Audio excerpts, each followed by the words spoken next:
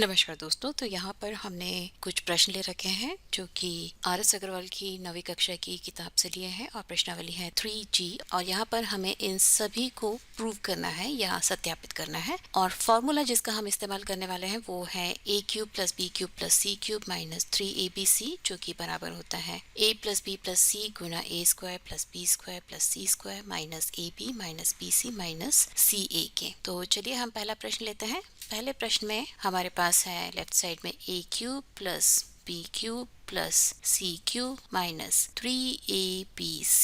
ये हमारा left hand side है। तो इस फॉर्मूले का उपयोग करके ये बराबर होगा a + b + c Guna a² + b² + c² - ab - bc - ca के। और इसे यदि हम गुणा कर दें 2/2 से तो इसे हम लिख सकते हैं 1/2 गुना a + b + c और फिर इस 2 को हम यहाँ पर इस ब्रैकेट के अंदर गुणा कर सकते हैं। तो ये हो जाएगा 2a² + 2b² + 2c² - 2ab - 2bc - 2ca। ठीक है, तो इस 1/2 a + b + c को हम ऐसे ही रखेंगे क्योंकि जो हमें सत्यापित करना है उसमें ये एज इट इज फिट होता है।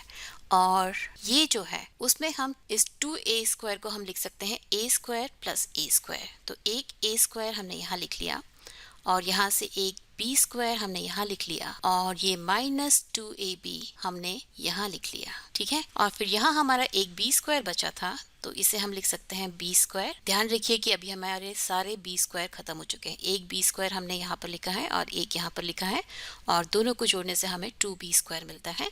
तो हमारे b² सारे खत्म हो गए हैं। यहाँ से हम एक c² लिखेंगे और फिर -2bc हम यहाँ से लिख लेंगे। ठीक है, फिर हम एक बचा हुआ a² यहाँ का लिखेंगे, फिर यहाँ से बचा हुआ एक c² लिखेंगे और फिर ये -2ca यहाँ पर लिख लेंगे। तो यहाँ पर यदि आप ध्यान दें तो ये a - b² है, ये b - c² है और ये a - c या c - a का होल स्क्वायर है क्योंकि a - b² बराबर होता है a² - 2ab + b² के।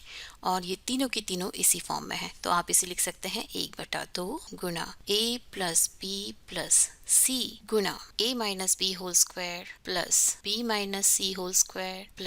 c - a² और ये हमारा है राइट हैंड साइड। ठीक है, तो हमने लेफ्ट हैंड साइड से शुरू किया, हम राइट हैंड साइड पहुंच गए, मतलब कि हमने ये जो एक्सप्रेशन है उसे सही प्रूव कर दिया। तो आप बोलेंगे कि मैंने कैसे डिसाइड किया कि मुझे 2/2 से यहाँ पर गुणा करना है।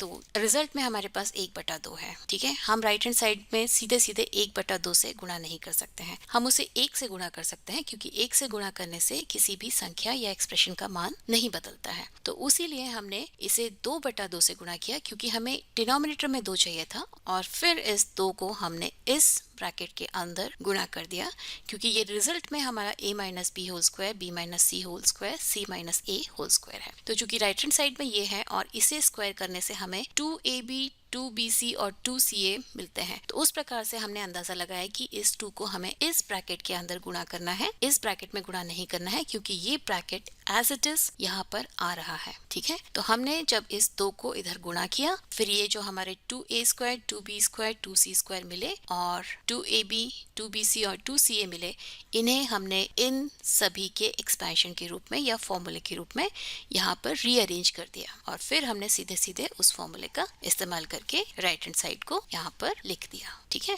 तो इस तरह से आपको थोड़ा सा सोचना होगा कि आपको क्या करना है इसे प्रूव करने के लिए। तो इस वीडियो के लिए सिर्फ इतना ही।